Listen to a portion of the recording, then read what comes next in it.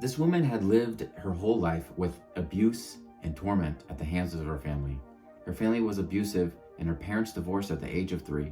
And her mom lived with her boyfriend, and the boyfriend would take advantage of her, and her friends would act abusively towards her. And by the time that she was a teenager, she was in abusive relationships, and so she wanted a way out.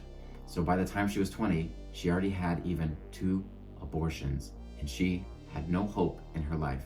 But wait, because that's not the crazy part.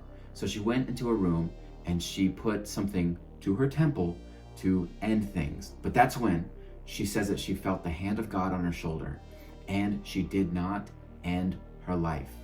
She had hope. God loved her and had a plan for her.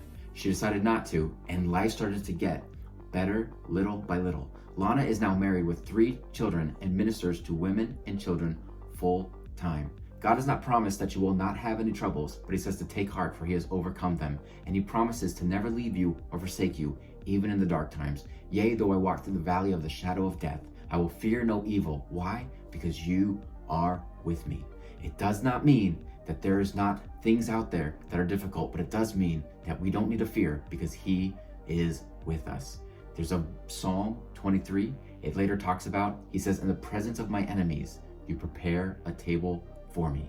That doesn't mean that he removes all the enemies and obstacles, but he says that he prepares a table for us even in the midst of those things. So in the same way, this woman realized that God is with her and she had a reason to live. He had a plan for her and he would be with her. God can be with you, but you need to have a relationship with Jesus. If you want that relationship, watch the related video and subscribe so you can get more stories like this in your page. Hallelujah.